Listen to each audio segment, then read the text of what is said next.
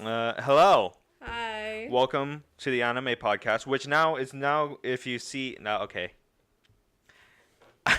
It's no longer the anime podcast. It's no longer just the anime podcast. I just got really too excited and forgot what I was gonna say, and I keep on hitting my microphone. I'm gonna stop that right now. It's been a very tiring day. It's been a week. I've been doing a lot of not teaching, but like doing a lot of like planning Career. stuff. Yeah, with my workplace because we have like a big family event coming up, which is gonna be when this episode comes out. I'll be like literally tired, sleeping in bed, hopefully not sick. And Kalani, you've been doing a lot of final stuff. So I'm gonna be not here by the end of this episode. So. yeah. By the end of this episode, she is gonna be asleep. Yes. Hopefully not during the episode. After the episode. And there's just at some point I'm just like drooling and I'm just like lying down. I'll just be like, Kalani, I know my notes is very comprehensive, but I want you to wake up. Anyways, so the podcast is now called Dubbed and Subbed, which is just a play on the whole dubbed and sub fight. Yeah. I guess. You do both. We do both. We do dubbed and subbed. And there's no alternative meaning to any of those words. It's just called dubbed and subbed. I mean, if you think about it, it's a very good interpretation to do both. Yeah. And specifically, so our run of anime podcasts has been focused on My Hero Academia. So our show is also going to be called, whenever we're focused on an anime, we're going to name the podcast. So the name of the My Hero Academia episodes are called After School at UA. Yay! So now we're gonna have to figure out how to dress up as people that look like from UA. I'm just kidding. Are you gonna try to cosplay as Iida? Maybe. You should do it. I should do it. Are you gonna cosplay as Ochaka? I've done it. Okay. Before. All right, let's do it. Anyways, speaking of let's do it. Let's get on with the episode. So today we're gonna be talking about episode Midoria and Shigaraki. In this episode, I summarized it in 3 main points. Deku learns how to harness his one-for-all quirk. So this is that sparring match that was hinted at the last episode. We get a few little minor updates with the different heroes that are the different students that are at the hero internships, and the 10-year hunts for the hero killer, which we got the stakes at the previous episode, which is you shouldn't do. And knowing how much Iida is very rules oriented, it's like it's going against his kind of situation. Like, well, his kind of rules oriented background, but diving deeper into his like he's more into his family and like wanting to get revenge and stuff like that. Anyway, so some of the main points. So Gran Torino is sparring with Deku.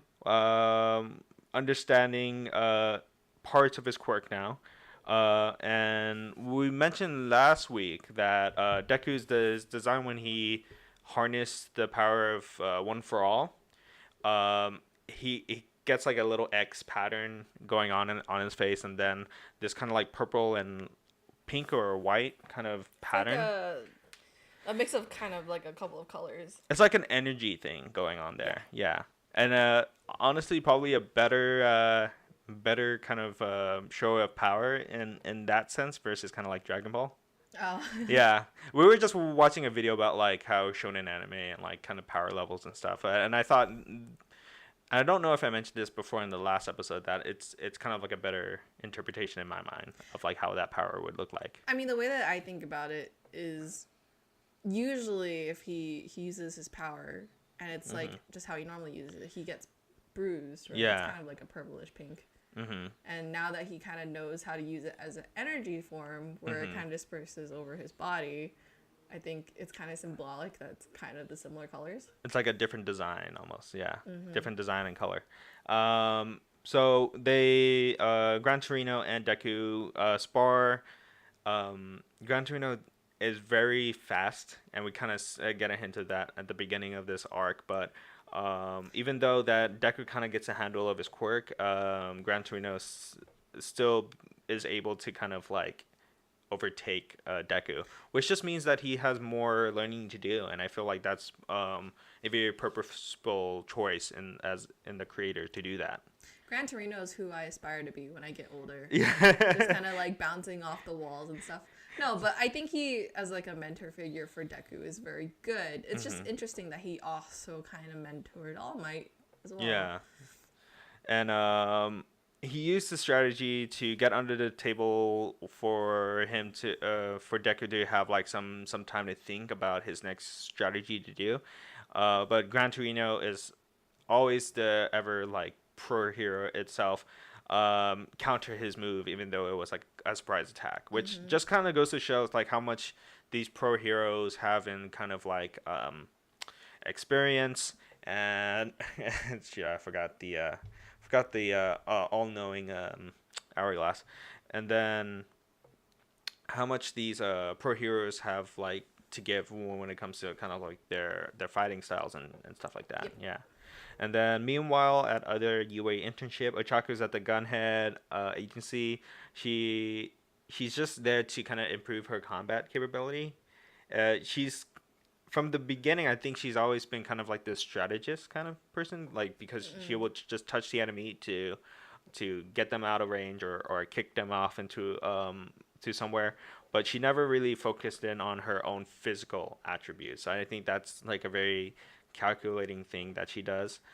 I think for a lot of the characters, if they just use their quirks alone, they're very limiting. Yeah, yeah. Like, I think Ochako's, you can kind of see this with the fight with Bakugo, I guess. But she had to kind of use her environment in order to even get a hand on Bakugo. And, like, obviously it didn't work. Yeah. But I think if it wasn't for him kind of destroying the environment and her being able to touch it, she wouldn't have been able to do anything except for try to make him float out and just push him off Yeah. to the side. Yeah. And I think she's using that experience from the sports festival to kind of inform her decision on which hero to go to. And I think it's a very smart decision, and I think a lot of these students are making very smart and calculating decisions. And I mentioned this before in the previous episode. Except for Iida. Iida is oh my god, that went straight into my soul when you hit the table. Me too. I scared myself. But Iida is very fueled by revenge right now, Yep. and we kind of it's part of the whole character of like something happens personally in their life and they want to immediately get gratification out of it, and revenge is that gratification. As much as I kind of am like, oh, why? I kind of like this kind of character development just because it's kind of like a subversion of what his character types normally end up being. Right. And so to see a character who's flawed in the fact that he's very much controlled by impulse and emotion, it's very humbling, I guess. I think it also reminds me that like these characters are not just like, they're not like some put on a pedestal heroes. You know, they're still learning and trying to figure out who they are as heroes. And I think Iida is still like, even though he knows what that end goal is through his brother, like he still is not infallible as a hero. You know what I mean? He's gonna make a lot of mistakes, and one of those mistakes is trying to get back at the people who wronged his family. At the fourth kind agency, the chivalrous hero is yelling at Ijiro and Tetsu for messing up some tea. Tries to hit him. Tries to hit the kids on the head, like, you know, like in Eastern kind of like situation. Totally bruises his hands in the process. Kind of like comedic foil to all this kind of seriousness that's happening. Bakugo regrets his decisions for being at the Blue Genus. Oh wait, no, not Blue Genus. Best Genus. I keep on calling him the Blue Genus. Oh, you had to think of him as the best genus. I think I'm just putting the fact that he's wearing blue all over. Then I keep on writing Blue Genus. Okay, Best Genus. All because he got a haircut. He's mad that he got a haircut. I wonder what his motivation was to go to the Best Genus, though. My assumption is that it was... I'm thinking he thought it was close because it's kind of taking place in Tokyo, right? This story. I want to say that it is, but I'm not 100%. I'm not 100%. Sure. I want to say yes. Let's just say yes for the sake of saying yes.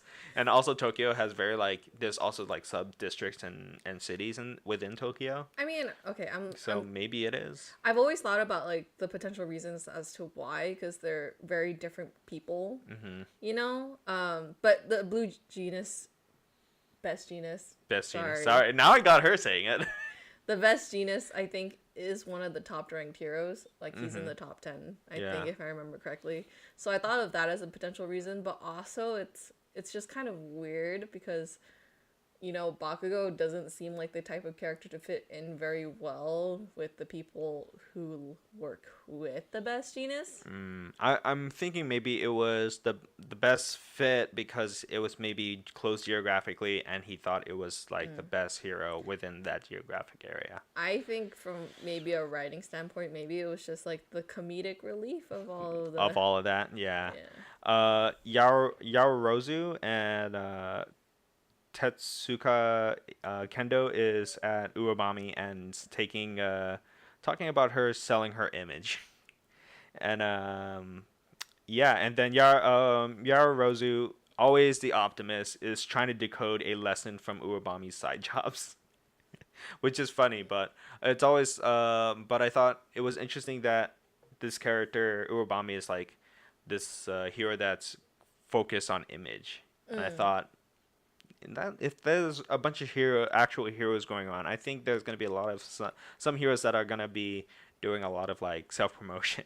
You know, I think actually if Ochako didn't went to her, I think it would have fit very well into kind of like that image of like what you Being would, a celebrity hero. or like what you would expect from her, from being like, oh yeah, I just want it for the money type thing.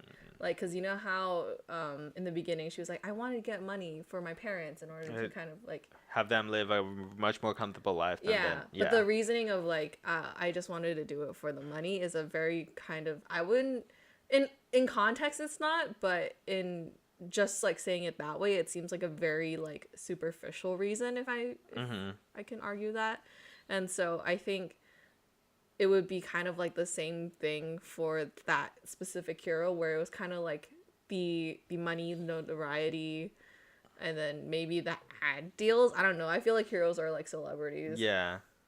Especially in this kind of thing where Midnight is kind of you'll see later in this season that like Midnight kind of has like this kind of celebrity thing on with her. Yeah. And then and what, who else, Mount Lady. Well, Yeah. I mean, I think the way that these heroes kind of work in this world, it's a very kind of like celebrity-esque image, you know, like all of their encounters are put onto the TV, and they're kind of glorified, and they're like, oh my god, look at all these superheroes and what they've done for the city. And then on top of that, there's a ranking of superheroes. So like, I think the way that they treat their superheroes is not very traditional. It's just very much like a career in that exact sense of the word. I feel like if anything, it's like how if heroes, if a bunch of heroes like the next day in real life happens, it's like I imagine that's what heroes would do. Like that would be the world that we would live in. Well, wouldn't have it, and I think that's the thing that My Hero kind of communicates, is that this is a world that have heroes and well-defined rules for heroes, and to some degree, I think villains also have their own kind of code that they kind of stick with too. I'm like in the middle of the third season too, so I'm trying my best not to like jump ahead here right now. You know, actually, I feel like no, we don't know enough about him yet. Shigaraki, yeah. I feel like he very much falls into like the I just want to do it for the fame. Yeah, I could kind of see that. At least right now he does. As of right now, he's more of he wants to destroy things that he hates. There's no well-defined kind of motive. He's like, I just want to do it because I want to do it. Yeah, and that's the thing that Sting doesn't like. There's killing without any meaning, or there's not being a hero with no meaning, or something like that. I think that Sting's issue is just with that. Like heroes feeling like they do it not because they want to be heroes, but because there's some fame or fortune to be had with this. And I think that's his biggest gripe. Yep. And I think he mentioned it a little bit on the previous episodes, but he kind of mentions it more bigger on the subsequent episodes here. And so let me see. Sorry, elsewhere in the bad side of town. We enter the scene with Kurogiri and Tamura Shigaraki. They all have cuts, and Stain is particularly disgusted with the villains, the villains being aimless and without convictions, as we mentioned before. Shigaraki wants Stain gone, but can't do so because of his quirk, which apparently paralyzes the both of them. Tamura angrily breaks one of Stain's knife and proclaims that his goal is to kill All Might. Stain agrees to that kind of feeling of trying to kill All Might, and and then leaps off. Tamura doesn't want Stain to join kind of like their own league, and Kurogiri wants Shigaraki to kind of reconsider. So that scene, Kurogiri kind of wants Stain in, but we kind of get an idea that there's a bigger master that's in play here. So I wonder what also his feelings for Stain being in the group, and then what is kind of like the master holding the strings that wants Stain in the group. Well, I mean, I think the overall driving force of the League of Villains is to acquire or amass like a whole bunch of villains that could overtop, I guess you could say, the patriarchy that is the heroes in this world. Yeah. But and in this case, it's the patriarchy is like All Might. Yeah. Yeah. I think part of it also seems like Kurogiri is always kind of at like Shigaraki's win. Like he seems kind of like a if I have like the best comparison, I feel like Kurogiri to Shigaraki is like Batman. I mean, like whatchamacallit, what's his name? Robin to No, the Batman. waiter. The waiter. Not the waiter, the butler. Oh, the butler. Bruce Wayne. There's Bruce Wayne. Alfred. Alfred to Bruce Wayne. Alfred to the Bruce Wayne. It just seems like that to me. That's a very interesting thing there. Yeah. I mean, I can kind of see that.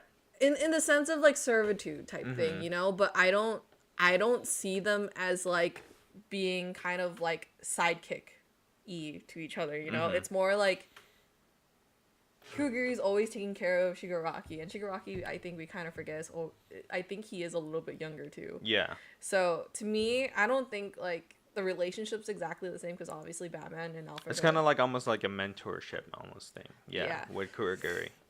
Yeah, and so that's the relationship I feel like those two have. And then when it comes to Stain, I think Stain is a much more developed character at this point.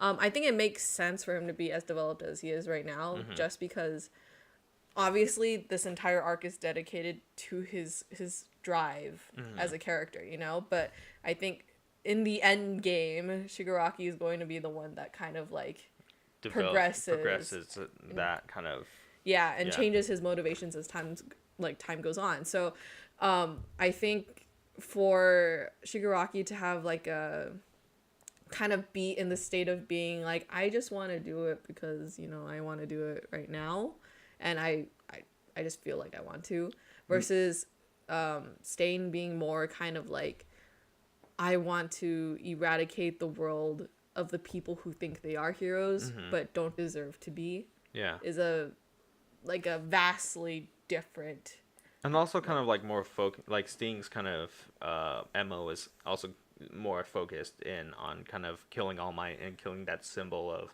of what a hero is and can be. And I think maybe that is the point that Kurogiri wants, is to have Shigaraki have a well-defined end goal almost, which I think also in the first season, wasn't that the point to kill All Might to some degree? Shigaraki. I think his goal has always been to kind of destroy All Might, but I think it's just more so he doesn't really have a purpose for doing it. He just wants to.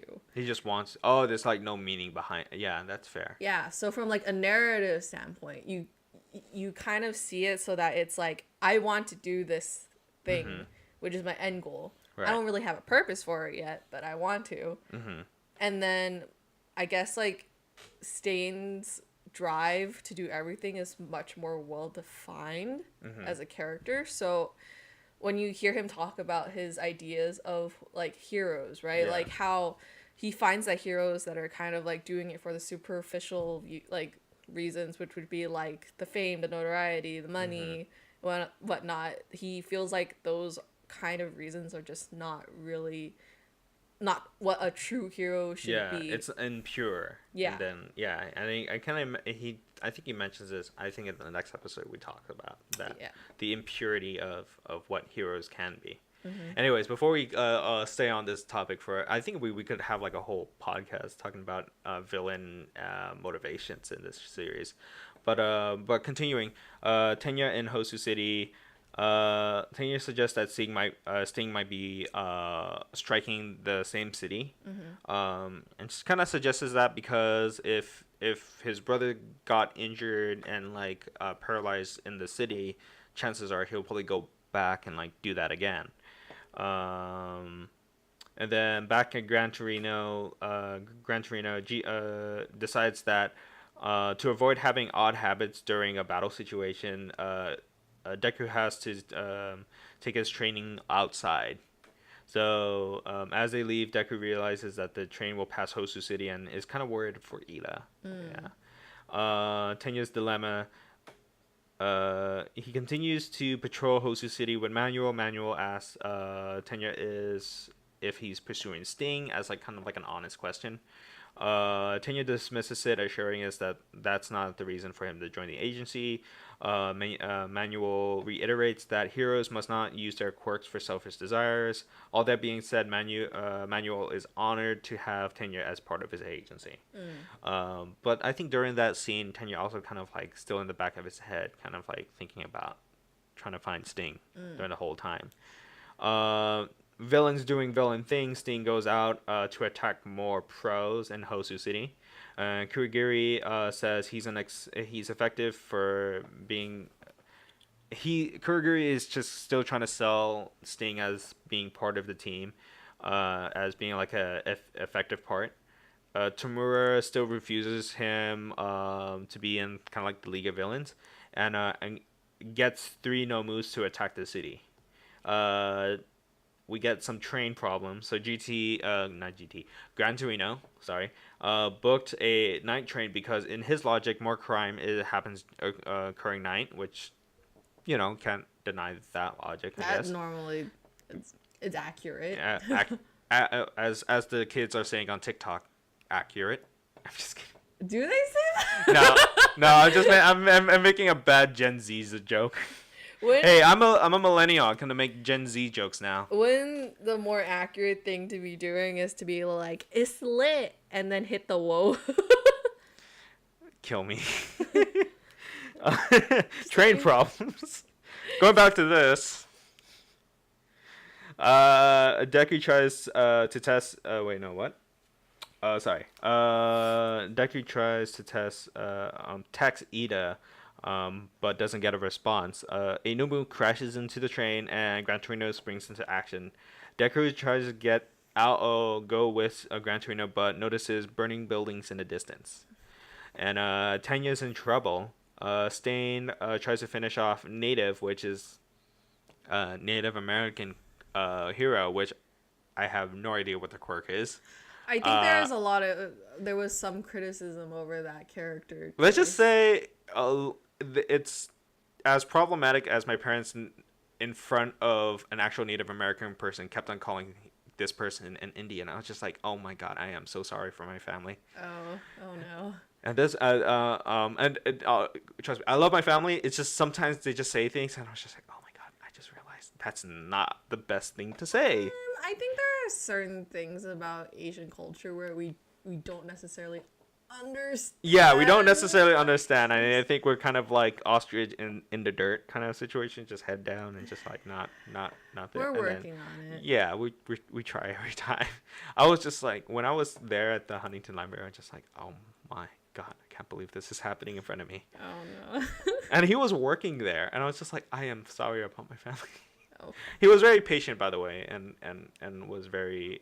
He was interested about my necklace and stuff. And so, anyways, besides that.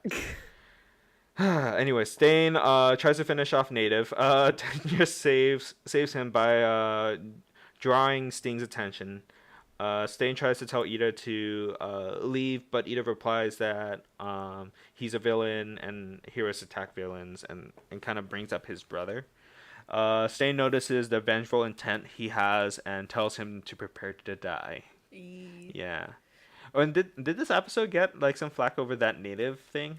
I'm pretty sure that it did. I don't doubt it. I'm pretty sure some people have. I should look into that because when I saw that character, I was just like, okay, I know this thing is in Japan, but seriously? I think, you know what it is? I Yeah. feel like in certain areas, things like that are seen as much more acceptable, but in the US, because we're much more open. Yeah, we're very out and open about stuff And like obviously, that. there's been a lot of discourse over the past couple of years of topics such as that. I think Yeah. now, to at least us and some of the other younger generations, kind of like a different topic nowadays. Yeah.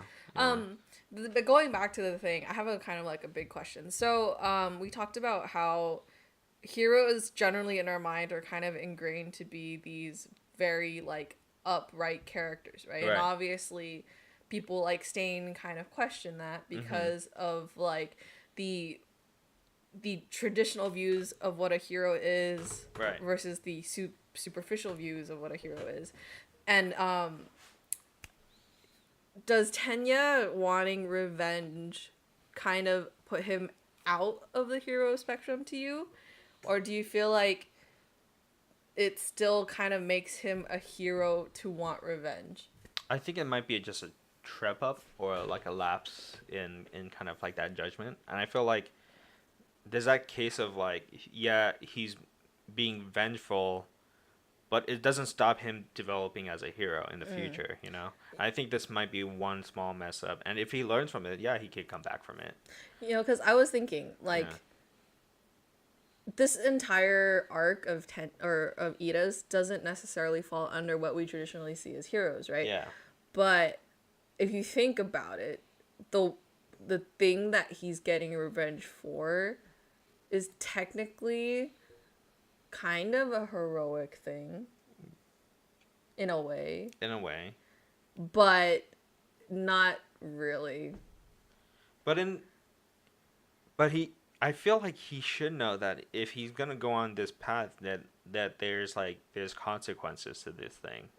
To do something out of revenge means that you're going against some form of being a hero, and you're not doing something very heroic at that point.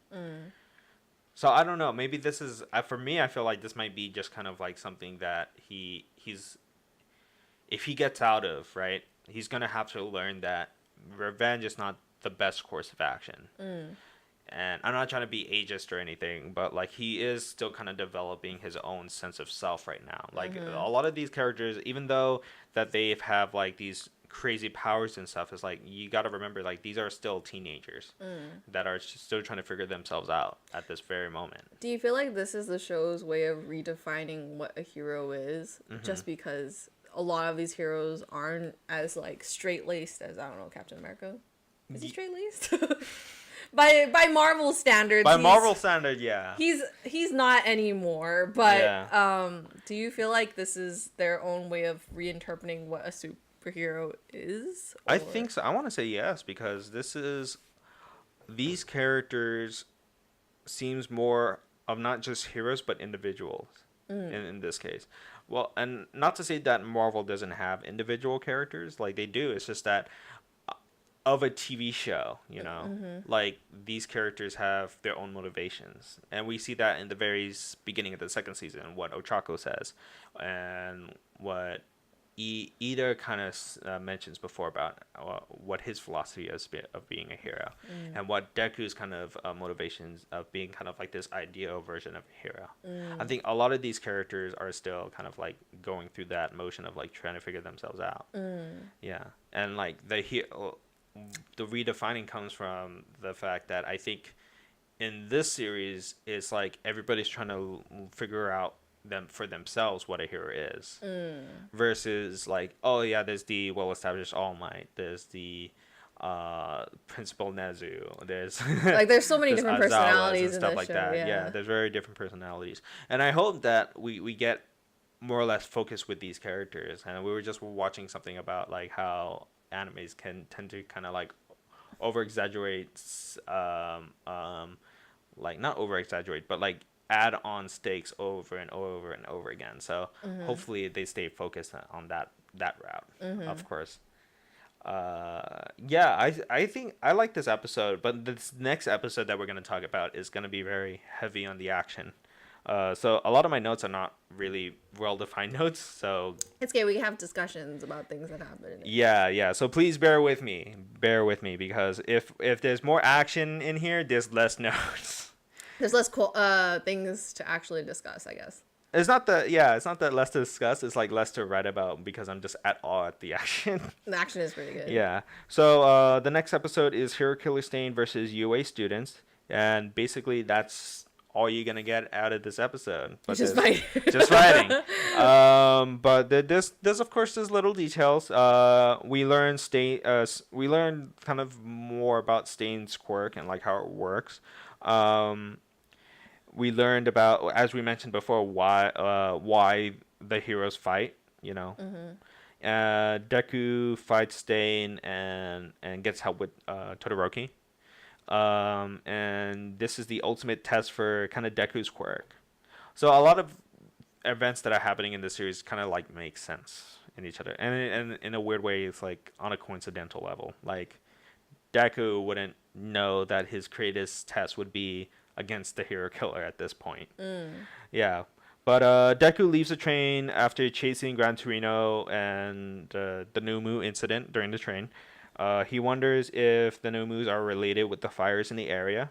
Gran Torino moves very fast and evades much of the Nomu's attacks, and claiming that the Nomus are nothing special, even though they're like humanoid something. There's something. There's something. I'm like middle of season 3, and that answer hasn't came through yet. There's like a theory that they have. Something. There's like a theory within the show. You know how like characters like think like, oh, this might be the reason why. You know what? This is like one of those loose threads that haven't been like explained. Really? Because I'm like in the middle of season 3, and I'm like, so are we not gonna have the meaning of this yet? I mean, I think it does get explained at some point. I feel like. Yeah, maybe I'm not really like looking in it 100%, but yeah, we'll get there. Just bear with us. Nomu's prime goal right now is to attack civilians indiscriminately. My thing is right now, does these Nomus ever communicate or ever have a sense of, maybe they have like some form of hive mind? I don't. Not that I know of. I don't think they do. Okay. From at least a couple of times that I've seen them in the show, I don't vividly remember them communicating with each other directly. Yeah, I think some of these are within this episode. I feel like they kind of operate on this kind of like hive mind notion of like, we're gonna create chaos, therefore your prime directive is to create chaos, whatever that means for these Nomus. Why?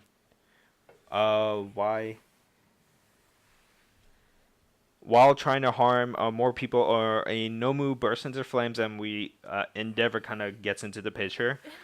Endeavor! Team Daddy Issues. Just kidding. Not wrong. Endeavor arrives and has some quick words with Gran Torino. Apparently, Endeavor doesn't recognize this legendary hero, which is Gran Torino. Deku eventually catches up with Gran Torino and Endeavor, and notice that Manuel is yelling out for Tenya the whole time. And Deku kind of like gets that sign of like, okay, I think something's up with Tenya, and this is being Hosu City and stuff like that. All these heroes in this area. There's probably a chance that he's out to try to get Stain. He kind of pinpoints it together, basically. Yeah. Iida is on the floor, and with the injuries he got from Stain, Stain licks the blood from his blade, and Iida can't move at that point. Sting is about to go for the final blow, but Deku hits him with a one for all kind of punch. I Yeah. forgot what he called it. I think it's called like one for all full cowl or something. Full cowling. Yeah, full cowling. Yeah, I don't something know like that. what that means. When I read it, like that's the thing about the dubbed and sub is like there's some things that are like written on the sub version, and you're like, okay, it's one for all full cowling or whatever, but it doesn't. They don't pronounce it as full cowling. It's like in like this Japanese kind of like. This doesn't help. What? I googled it. Cowling is the removable cover of a vehicle or aircraft engine, and I don't think Deku's a freaking aircraft engine.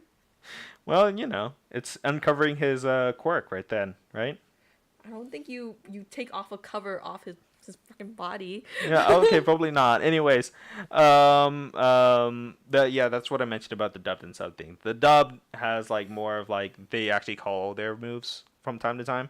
So But yeah, he still calls it full cowling, yeah, right? I believe so. It's written in these notes too. Oh wait, hold on. There is a. Cowl, cowl, COWL. What does this say? One for all, full cowl. We're doing a quick Google search. Dun, dun, dun, dun, dun, dun. One for oru furu karu. That's what it says. That's what it says. Tell me that doesn't say that. One for all. Oh, is that the? So she brought up like a phonetic way of saying it in Japanese. Yes. Okay. It doesn't.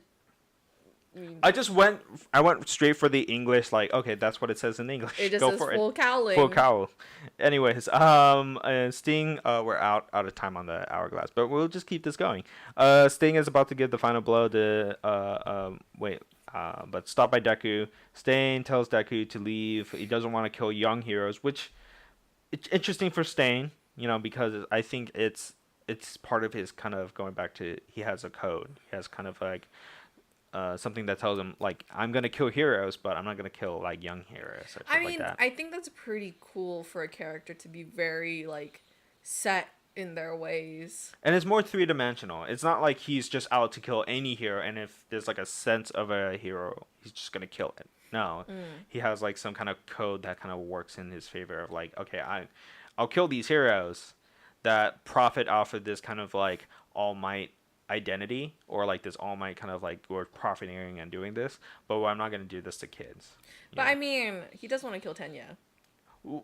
Well, but only after he realizes Tenya is being a hero off of the most impure thing. There's this thing where he's only gonna do it if you get in his way or have like these impure kind of intentions. Yep. Or what he feels that is impure. Mm-hmm. Yeah. Stain tells Iida tries to get Deku to stop, but Deku reminds Iida the reasons why he wants to be a hero in the words of All Might. Deku noticed the difference this villain is to the ones at USJ during that incident.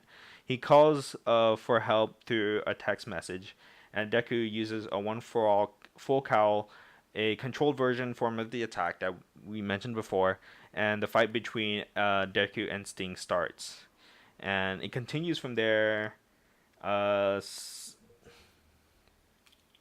then during the fight, Shoto kind of appears to kind of help out. Like, so you know how most battles happen. It's just like as one character kind of like feels like it's towards the end. Apparently, Todoroki comes out. But he got it because of the message. He got it because of the message, and he comes in. He's like, should have put a more description into your location. Yeah. It took him a while to get there. Isn't that like a funny thought though, that the students might be in like this group chat and Deku just like drops his location and he's like, boop.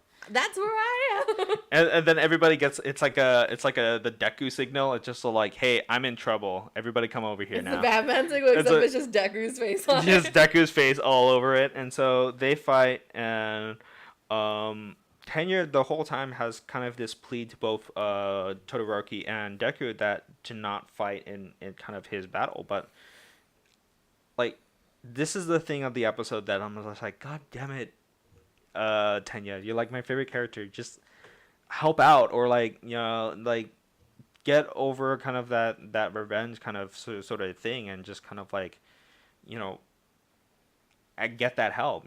There's some form of I feel like Bakugo that got into Tenya a little bit Mm. about like he wants to do this on his own, or he feels responsible. That's you're getting the help right now. Mm-hmm. That kind of annoyed me a little bit about Tenya in these couple episodes. I think, personally speaking, I think it makes sense for him to Yeah. be like that, though, just because, like, if he internalized the whole situation just by himself, right? Yeah. Then it no longer becomes an issue where he requires help. It becomes an issue that he needs to solve on his own. Yeah.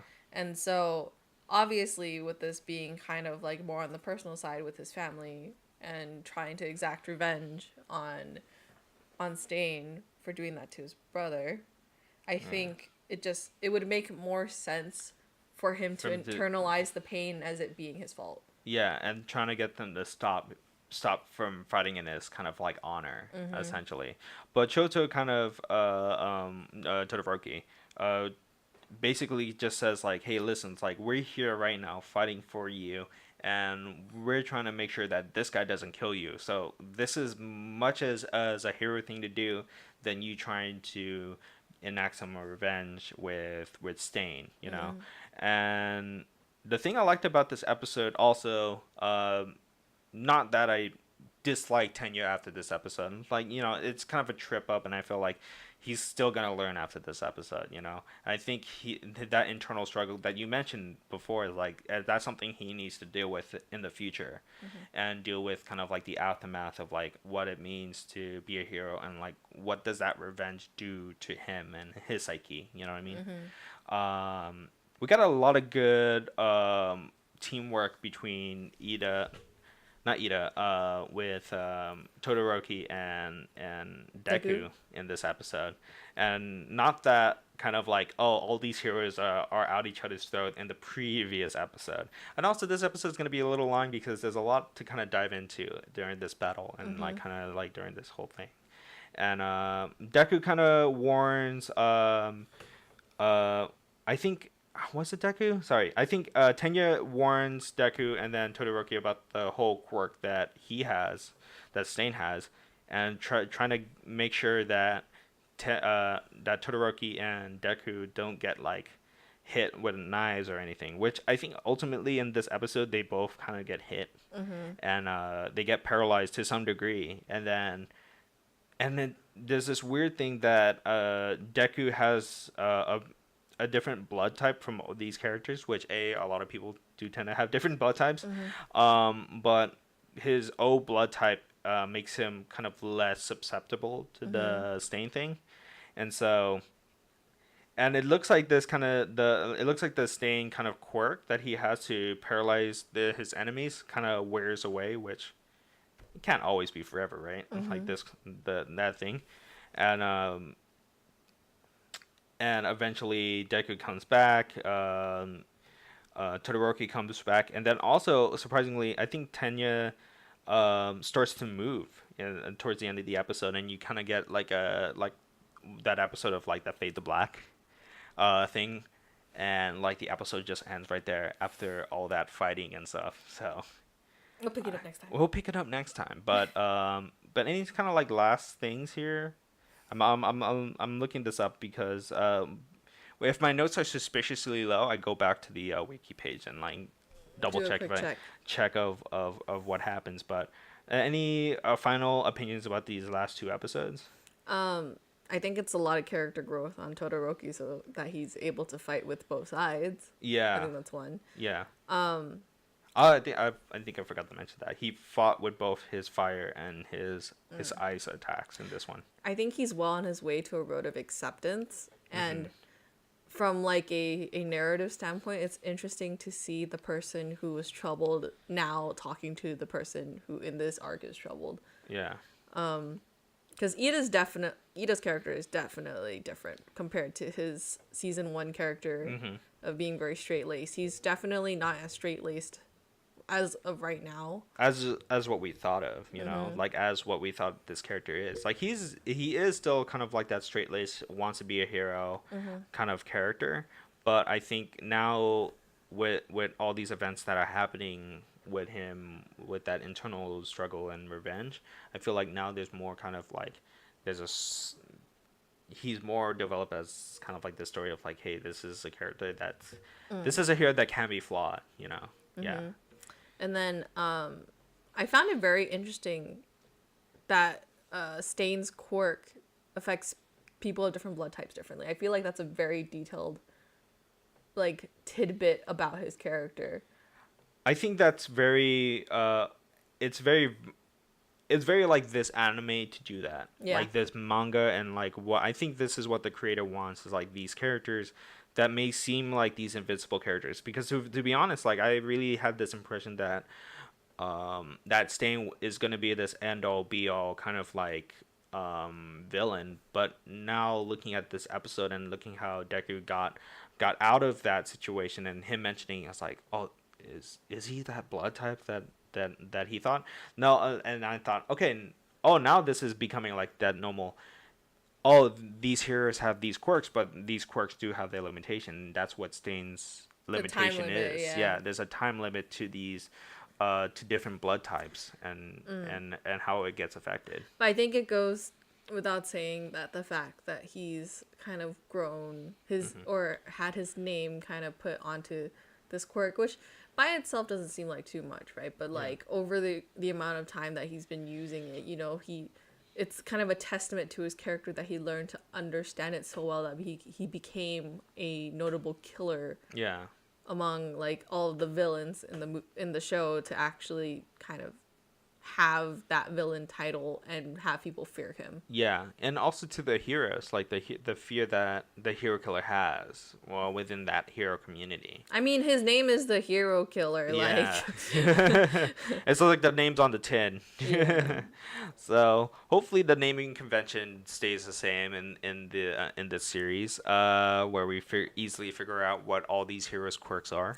Hero killer Stain, purple balls Mineta. Yeah. And until the next time. Oh, just really quick. I got this pop figure. This is not anything paid at all, but it's from our local hobby shop in the Alhambra area, and I just because I like this place, just name drop them. It's called Toyzilla, so look them up. They're really cool. They have a lot of like stuff from G.I. Joe to anime. Just don't get the Tenya. Just don't have the Tenya one. But they have this $50 Todoroki one. Ooh. That was like glow in the dark. It's a special from like I think Comic-Con that they had, but it's like $50, and that was a lot of money. Yeah, but I went for the All Might. But they're really cool. They're really cool. Support your like local hobby shops and all that. So I just want to give them a quick shout out because I actually really like them, and they're right also next to the Nucleus art. Nucleus is great. Nucleus is also great. They're an art studio in the Alhambra area. So if you ever get the chance, check them out. Other than that, if you enjoyed this, please like, subscribe. Hopefully there will be more of an audience once we get into season 4. 3? Well, season 4 is in October, but we're gonna go season 4. Yeah, but season 3, we're gonna go through season 3 during the summer, and then once we come back, you're finishing your last semester, and then I still got semesters. You still got semesters to do, and hopefully I got more experience doing this type of stuff. So, and once that happens, season 4 of My Hero Academia is out, and literally we're gonna have every episode be 30 minutes episode about one episode. Hopefully that made sense at the end of the day, and like I said, well, it was kind of spontaneous. yeah, we just finished wrapping up the anime podcast, and we're like, Detective Pikachu is coming out today, and like, let's do it. And funny enough, if you haven't seen our little mini vlog, we got